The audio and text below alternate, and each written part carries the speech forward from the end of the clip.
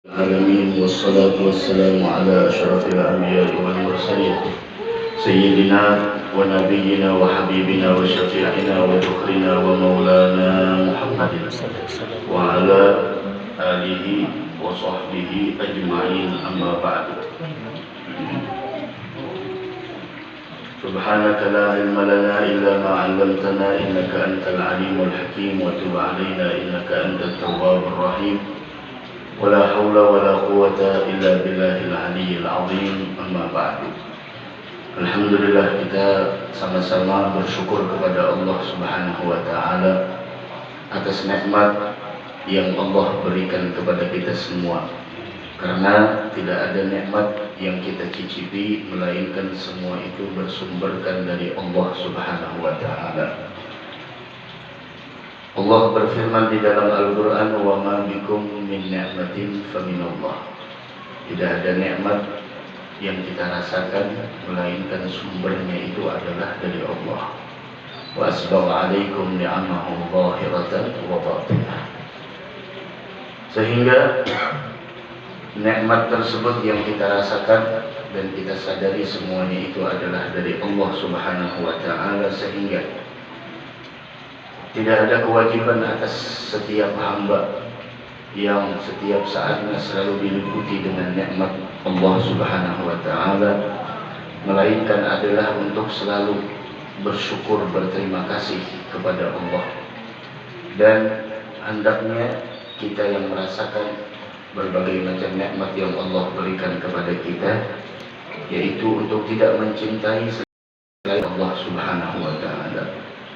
Dari karenanya Nabi kita Muhammad sallallahu alaihi wasallam beliau bersabda di dalam sebuah hadis, ahibbullaha lima yardukum bihi min ni'amih. Cintailah Allah karena kalian semuanya selalu di dalam nikmat dari Allah. Sehingga seandainya di antara kita mencoba untuk menghitung seberapa banyak nikmat yang telah Allah berikan, siapapun dia tidak akan pernah mampu untuk menghitungnya. Wa in ta'uddu ni'matallahi la tuhsuha. Jika kalian mencoba untuk menghitung seberapa banyak nikmat yang telah Allah berikan kepada kalian, maka tidak akan pernah kita mampu untuk menghitungnya. Akan tetapi dengan kedermawanan Allah, dengan kepemurahannya Allah, dengan kemuliaannya Allah Subhanahu wa Ta'ala, ketika Allah mengetahui lemahnya kita di dalam menghitung berapa jumlah nikmat yang Allah berikan, dengan itu jika seorang hamba benar-benar bersyukur terhadap nikmat yang telah Allah berikan, maka Allah akan menambah nikmat tersebut. Sehingga Allah berfirman di dalam Al-Quran, wa idza adzana rabbukum la in syakartum la azidannakum wa la in kafartum inna 'adzabi lasyadid. Jika kalian di sana bersyukur terhadap nikmat yang telah aku berikan, maka akan aku tambahkan, kata Allah. Dan jika kalian kufur terhadap nikmat yang aku berikan, maka inna 'adzabi lasyadid. Disinilah nikmat apabila seorang hamba tidak pandai untuk mensyukurinya, maka nikmat tersebut akan berubah menjadi sebuah malapetaka. Dari sekian banyak nikmat yang Allah berikan kepada kita, yaitu adalah di antara nikmat terindah, yaitu bahwa kita diberikan oleh Allah Subhanahu wa Ta'ala anugerah seorang anak, yang mana anak tersebut adalah amanah dari Allah. Bagaimana cara kita mendidiknya, bagaimana cara kita menjaganya, bagaimana cara kita untuk memberikan pembelajaran kepadanya. Karena ketahuilah, anak itu merupakan aset terpenting dalam kehidupan kita. Anak merupakan aset yang tidak akan pernah sirna. Sehingga ketika seorang hamba tidak bisa mensyukuri nikmat keluarga, maka keluarganya tersebut akan menjadi malapetaka besok di hari kiamat. Sebaliknya, jika seorang hamba mensyukuri dengan adanya nikmat keluarga, amanah dari Allah Subhanahu wa Ta'ala yang harus kita jaga, maka anak keluarganya tersebut besok di hari kiamat akan mengantarkannya kepada kebahagiaan, yaitu kebahagiaan yang dia dapatkan dari Allah Subhanahu wa taala, sehingga disebutkan di dalam Al-Qur'an wa yanqalibu ila ahlihi masrura, dan dia pun akan dikumpulkan dengan keluarganya dalam keadaan masrur, dalam keadaan kebahagiaan yang hakiki. Mudah-mudahan kita dimuliakan oleh Allah Subhanahu wa ta'ala. Amin amin ya rabbal alamin.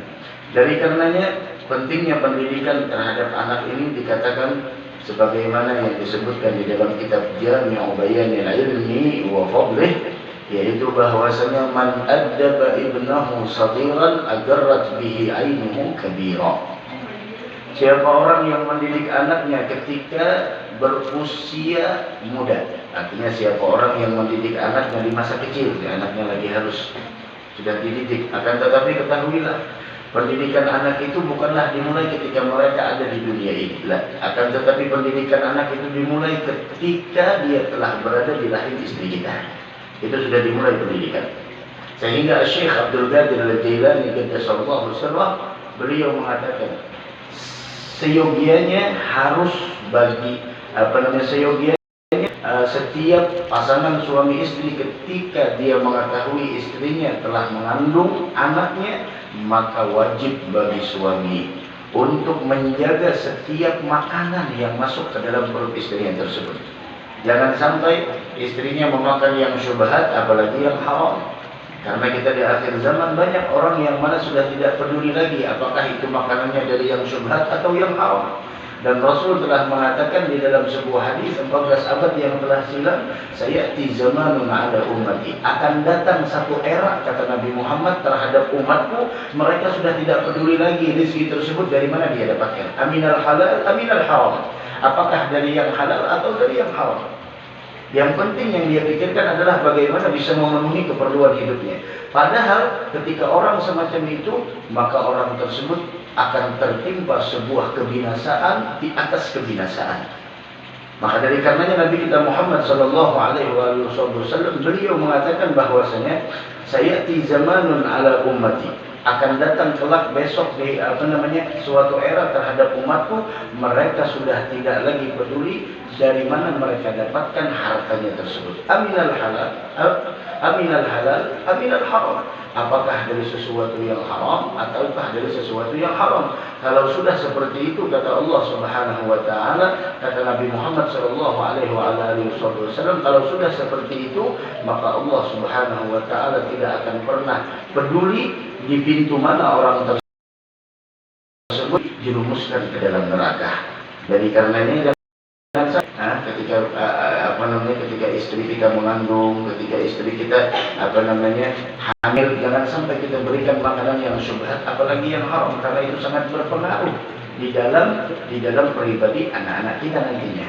Man addaba ibnahu saghiran, siapa orang yang mendidik anaknya sewaktu kecil, agarrat bihi ainuhu kabira, maka ketika dewasa anak tersebut akan membahagiakan orang tuanya. Nah, mudah-mudahan anak-anak kita jadi anak yang soleh dan solehah, sehingga orang-orang yang wa ibadur rahmanil ladzina yamshuna 'alal ardi hauna, mereka hamba-hamba Allah Subhanahu wa taala yang Maha Pengasih. Di antara doa mereka adalah Rabbana hab lana min azwajina wa dzurriyyatina qurrata a'yun waj'alna lil muttaqina imama. Sehingga doa-doa mereka adalah bahwasanya mereka meminta kepada Allah agar di sana mereka mendapatkan yaitu keluarga, anak, keturunan yang qurrata a'yun. Itu yang menggembirakan mereka. Bukan hanya gembira kita ketika di dunia, akan tetapi ketika seseorang ayah dan ibu lebih memprioritaskan pendidikan anaknya tentang agama selama di dunia, maka kelak dia akan dibahagiakan dunia wal akhirah oleh Allah. Sehingga ada doa, yaitu adalah doa ketika kita menginginkan anak kita agar mereka nantinya menjadi qurratul ain, yaitu menjadi penyejuk mata, pendingin mata. Sehingga ada doa birrul walidain di Sayyidina Ali Zainal Abidin, Allahumma ja'alna qurrata a'yun yauma yaqumul ashhad. Wahai Allah, jadikan kami anak yang menggembirakan mereka ketika di hari kiamat. Karena orang tua di hari kiamat ada orang tua yang dibinasakan karena anaknya dan ada orang tua yang dibahagiakan karena anaknya. Orang tua macam apa yang kelak akan mendapatkan kebahagiaan karena anaknya dan orang tua macam apa yang kelak akan dibinasakan oleh anaknya? Apakah orang tua yang bakal menerima kebinasaan di hari kiamat karena anaknya? Karena orang tuanya selama di dunia masih belum bisa memberikan rumah yang mewah? Tidak. Atau orang tuanya tidak bisa memberikan mobil dan motor yang diinginkan oleh anak-anaknya? Tidak. Orang tua yang kelak akan menemui sebuah kebinasaan nantinya di hari kiamat karena anaknya, itu adalah orang tua yang lalai dari mendidik anaknya. Berapa banyak di akhir zaman orang tua yang sudah tidak peduli lagi dengan anak-anaknya. Dia anggap itu biasa. Disinilah hadis Nabi Muhammad SAW, salah satu tiga orang, salah satu tiga kelompok, salah satu tiga golongan yang kelak tidak akan pernah masuk ke dalam surga. Jangankan masuk ke dalam surga, mencium aroma surga pun tidak diberikan oleh Allah. Siapa mereka? Ad-Dayyuth. Siapa itu Dayyuth? Sahabat pun tidak tahu apa itu Dayyuth. Dan sahabat bertanya kepada Nabi, "Mana Dayyuth ya Rasulullah?" Siapa itu Dayyuth ya Rasulullah? Rasul mengatakan Dayyuth itu adalah seorang pemimpin kepala keluarga yang sudah tidak peduli lagi dengan apa yang terjadi urusan agama di rumah tangganya. Sehingga anaknya, anak perempuannya keluar membuka aurat, tidak peduli. Anaknya keluar tidak pakai jilbab, orang tuanya biasa aja.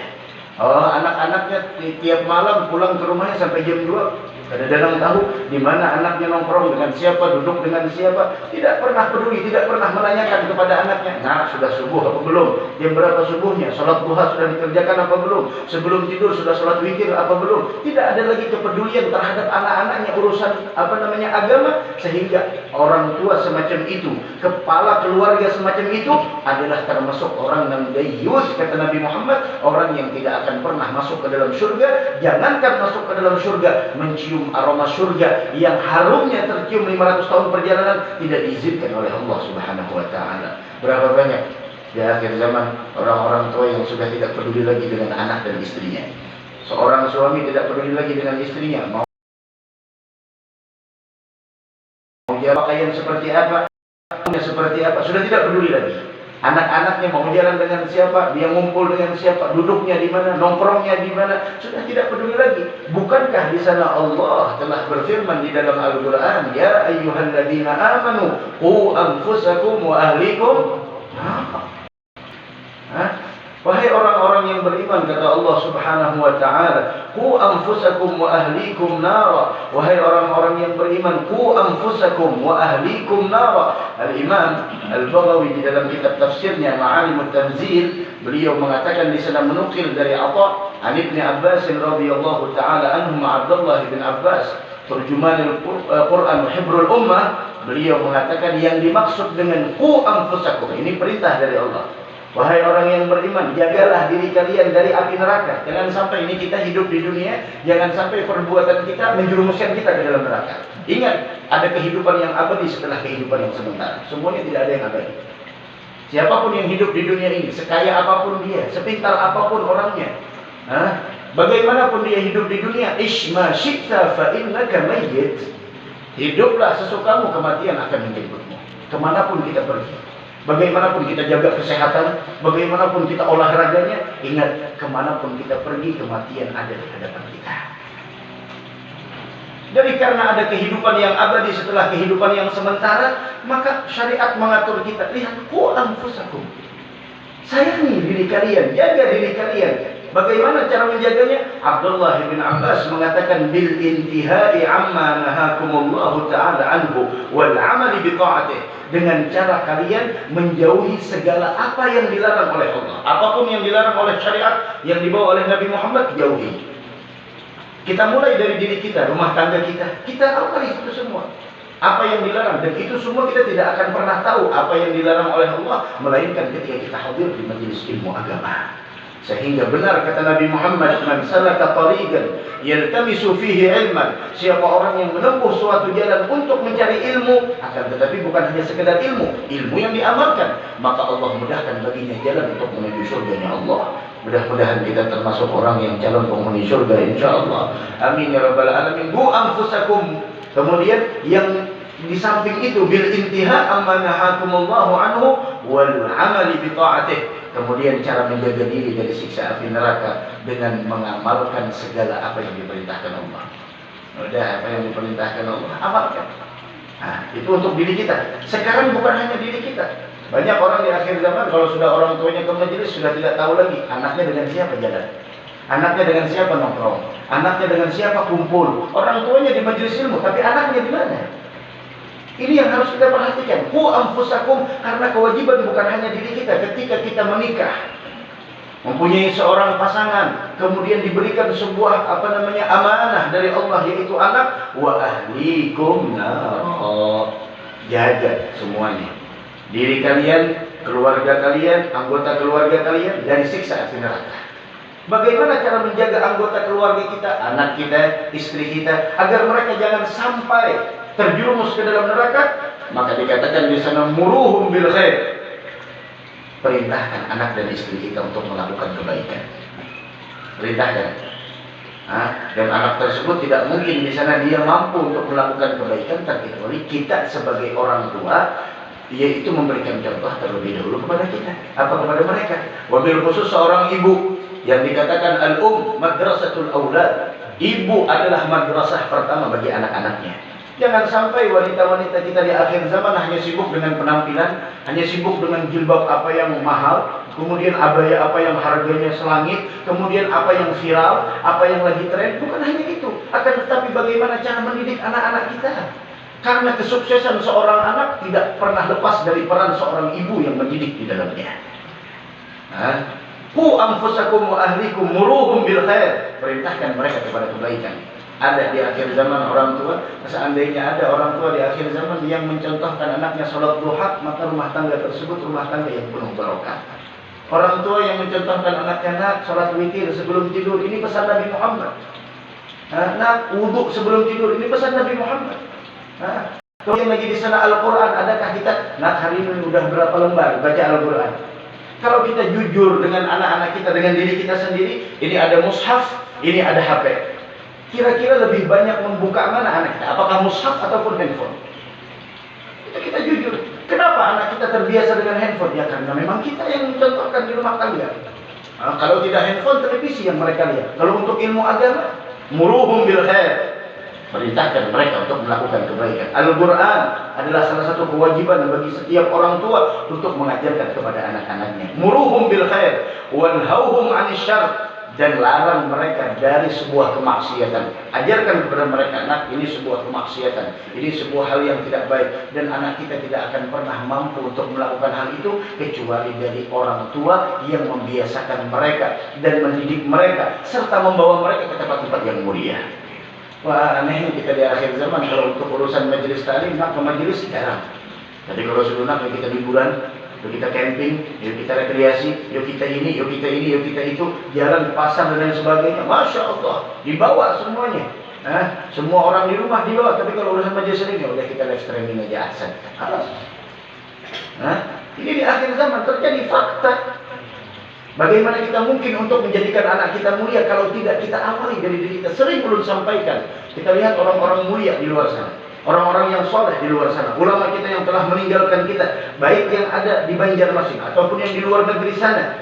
Mereka tidak akan pernah mendapatkan kemuliaan melainkan karena pendidikan yang mulia, karena lingkungan yang mulia, karena sebuah bi'ah yang mulia. Sehingga jangankan di rumah tangga, dalam mencari tetangga pun kita dianjurkan oleh Nabi Muhammad, al-jar dar. Sebelum kita bangun rumah, cari dulu tetangganya seperti apa. Orang yang samping kanan rumah, depan belakang seperti apa. Seandainya mereka ahli ibadah, orang yang ahli ta'ah, ahli iqbal ala Allah, maka ketika kita mendekat dengan mereka, keberkahannya pasti ada. Jangankan itu, orang yang ahli maksiat yang disebutkan di dalam hadis, membunuh 99 orang. Kemudian 100 dia bunuh ketika dia bertanya kepada salah seorang ahli ibadah, apakah saya di sana bisa bertaubat kepada Allah? Maka orang ini mengatakan tidak ada jalan taubat lagi. Dibunuhnya 100. Dia bertemu dengan ulama yang mengetahui tentang asrarullah. Dia mengatakan, man yahul bainaka wa bainallah. Siapa yang melarang, siapa yang menghalangi antara engkau dengan Allah? Kemudian apa yang ditanya? Engkau tinggal di mana? Ternyata orang tersebut tinggal di tempat Texas. Nah, di tempat yang mana orang ahli maksiat, maka dianjurkan pindahlah engkau ke tempat orang yang ahli ibadah. Yang kita syahid apa? Tempat orang yang ahli ibadah mampu membentuk karakter. Di rumah tangga 24 jam kita bersama dengan anak-anak kita dan lain sebagainya. Kemudian kata ulama, muruhum bil khair wanhauhum 'anil syarr wa'allimuhum wa'adibuhum, serta ajarkan mereka dan didik mereka. Dengan itulah engkau membentengi diri mereka dari neraka. Terakhir, bagaimana di sana ketika seseorang datang kepada Sayyidina Umar bin Khattab radhiyallahu taala anhu wa ardhah, ja'a rajulun ila Umar yashku ilaihi uquq ibnihi. Ini orang datang mengadu karena dia melihat anaknya durhaka kepadanya. Ini mudah-mudahan kita jangan sampai punya anak yang durhaka, insyaallah. Nah, karena anak yang bakti kepada orang tua tidak akan masuk neraka. Anak yang durhaka kepada orang tua tidak akan pernah masuk surga. Al-ibnul bar la yadkhulun nar. Anak yang bakti tidak akan masuk neraka. Ini orang datang mengadu kepada Sayyidina Umar. Sayyidina Umar Amirul Mukminin tentang anaknya yang durhaka. Maka Sayyidina Umar, seorang pemimpin yang adil, bukan hanya mendengar dari sebelah. Ini orang banyak di akhir zaman mendengar kabar itu cuma di kanan, tidak mendengar di kiri. Mendengar ibarat kata tuh, ibarat kita berhitung tambahannya 5, kemudian tambah kosong sama dengannya langsung ada. Nah, jadi langsung ada sama dengan, harus ada dulu tambahnya berapa, baru ada sama dengan. Ya, orang kita di akhir zaman kadang-kadang seperti itu, mendengar sebuah info, berita dari seseorang, langsung percaya, seakan-akan itu adalah berita yang paling benar. Padahal Allah telah mengatakan, in ja'akum fasiqun binaba'in fatabayyanu. Jangan kita di sana langsung percaya orang dan lain-lain. Ada Sayyidina Umar memberikan contoh kepada kita. Datang orang mengadu tentang kedurhakaan anaknya. Kata Sayyidina Umar, Sayyidina Umar pun menghadirkan, memanggil orang tuanya dan anaknya, langsung didatangkan dua-duanya untuk mencari kebenaran, untuk mencari tabayun, penjelasan. Maka Sayyidina Umar pun bertanya, kenapa engkau durhaka dengan kedua orang tuamu? Apa kata anak tersebut? Faqala al-walad. Anak itu mengatakan, ya Amirul Mukminin, wahai Amirul Mukminin, alaysa lil waladi huququn ala abih? Bukankah anak pun punya hak yang harus ditunaikan atas orang tuanya? Bukankah di sana seorang anak juga punya hak yang harus ditunaikan oleh oleh orang tuanya? Bukan hanya anak yang dituntut untuk bakti kepada orang tua pun punya hak, anak pun punya hak yang harus ditunaikan oleh orang tuanya. Kata Sayyidina Ali, benar? Ya memang benar. Anak juga punya hak yang harus ditunaikan oleh orang tuanya. Kemudian anak tersebut mengatakan, "Fama hiya ya Amirul Mukminin?" Apa itu haknya? Kata Amirul Mukminin, "Ayyan taqiya ummah." Yang pertama, harus cari pasangan yang benar-benar soleh dan solehah. Maka dari karena itu, dari sebelum menikah Nabi sudah mengatakan, "Fadhfar bidzatid din." Beruntung orang yang mencari pasangan memprioritaskan agamanya, bukan memprioritaskan hartanya. Banyak orang di akhir zaman kalau sudah yang berdatang orang suci, masya Allah, alas, ada tahu lagi yang bisa baca Al-Quran atau kada, itu urusan belakangan, itu bisa dikejar. Nah, sudah tua itu bisa dikejar, masalahnya baca Fatihah bisa atau itu bisa dikejar. Harusnya ketika orang yang soleh, orang yang agamanya luar biasa, meskipun keadaannya ekonominya sederhana, ekonomi itu adalah urusan Allah. Wa ma min dabbatin fil ardi illa 'ala Allahi rizquha. Gadda min ta'ala birizqil jawab. Sudah dijamin oleh Allah. Itu yang pertama kata Amirul. Yang kedua, wa yuhassina ismah. Kewajiban orang tua memberikan nama yang baik kepada anaknya. Tapi masya Allah, anaknya diberikan nama dengan nama awalnya Muhammad.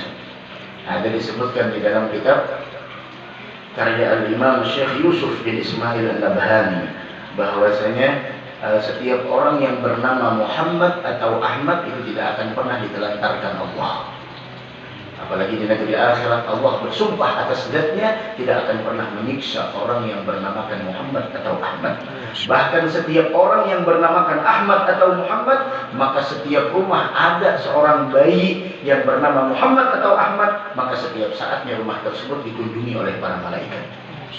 Bukan karena anaknya tersebut, lah, bukan karena anaknya, tapi karena nama bayi tersebut serupa dengan nama manusia yang paling mulia di alam semesta ini, manusia yang paling dicintai Allah, yaitu Nabi kita Muhammad sallallahu alaihi wasallam. Kewajiban orang tua ayyuhassina ismah. Kemudian yang ketiga kata Sayyidina Umar, ayyu'allimahul kitab, ay Al-Qur'an. Kewajiban orang tua yang ketiga selain mencarikan di sana ibu yang baik, kemudian lagi di sana yaitu memberikan nama yang indah, dan yang ketiga adalah mengajarkan Al-Quran kepada anaknya. Apa kata anak tersebut? Ya Amirul Mukminin, inna abi lam yaf'al syai'an min dzalik. Ayah saya, ketahuilah wahai Amirul Mukminin, ayah saya yang mengadukan kepada engkau tentang kedurhakaan saya kepadanya, ayah saya satu pun tidak ada yang dia lakukan daripada kewajiban orang tua terhadap anaknya. Kenapa? Amma ummi, ibuku adalah fa innaha zinjiyatun kanat bimajusi, yaitu adalah seorang wanita yang negro yang dahulunya dia adalah seorang budak bagi seorang majusi. Kemudian yang kedua, waqad sammani ju'la, dan saya diberi nama oleh orang tua saya nama yang tidak indah. Artinya apa? Ju'la, kumbang. Tidak ada artinya. Makanya kalau kita beri nama anak, seorang kakek harus ikut campur. Apa namanya kira-kira? Nah, sampai-sampai kata Nabi Muhammad, orang punya anak 3 orang lelaki di rumah, tidak ada satupun yang bernama Ahmad atau Muhammad, itu keluarga yang jauh dari ilmu agama. Jadi peringatan dari Nabi kita Muhammad. Kemudian yang terakhir, kata anak tersebut, walam yu'allimni minal kitabi harfan wahida. Orang tua saya tidak pernah mengajarkan Al-Quran kepada saya barang satu huruf. La ilaha illallah. Kemudian Sayyidina Umar iltafat ila rajul, maka Sayyidina Umar pun langsung menoleh kepada ayahnya yang mengadukan kedurhakaan anaknya kepadanya. Kata Sayyidina Umar, jika tashku ubuga benik, engkau datang ke sini mengadu terhadap kedurhakaan anakmu terhadap engkau, waqad agabtahu qabla an yu'aggib, engkau telah mendurhakainya sebelum dia durhaka kepada engkau. Berarti orang tua juga bisa durhaka terhadap anaknya. Mencarikan nafkah yang syubhat, yang haram, yang penting anak makan, mau haram, mau halal, udah masa bodoh. Itu adalah sebuah kedurhakaan orang tua terhadap anaknya. Jangan salahkan anaknya ketika dewasa menyakiti hati kedua orang tuanya. Wa asa'ta ilaihi qabla an yusi'a ilaik, dan engkau telah berbuat buruk kepadanya sebelum dia berbuat buruk kepada engkau. Dari karenanya kita harus memperhatikan pendidikan anak-anak kita, karena sesungguhnya anak merupakan sangat berharga di dalam kehidupan kita. Mudah-mudahan anak-anak kita menjadi anak yang soleh dan solehah, dan mudah-mudahan kita selamat dunia wal akhirah, dan mudah-mudahan kita segera taat, panjang umur, sehat wal afiah, dan sahibul bait sekeluarga mudah-mudahan dilimpahkan keberkahan oleh Allah, dan mudah-mudahan dihindarkan dari berbagai macam keburukan oleh Allah. Mudah-mudahan kita segera taat wafat dalam keadaan husnul khatimah. Amin amin ya rabbal alamin. La hadratin Nabi Muhammad sallallahu alaihi wa alihi wasallam. Al-Fatihah.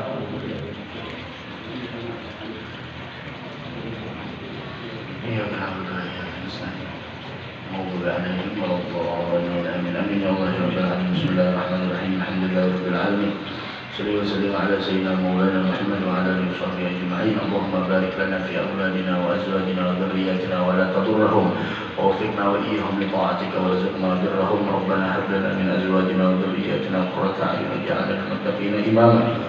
اللهم اصلح لنا ديننا الذي هو عصمة امرنا، واصلح دنيانا التي فيها معاشنا، واصلح لنا اخرتنا التي اليها معادنا، واجعل الحياة زيادة لنا في كل خير، واجعل الموت راحة لنا من كل شر. ربنا تقبل منا إنك أنت السميع العليم، تب علينا إنك أنت التواب الرحيم. ربنا آتنا في الدنيا حسنة وفي الآخرة حسنة وقنا عذاب النار. صلى الله على سيدنا محمد وعلى آله وصحبه وسلم. الحمد لله رب العالمين.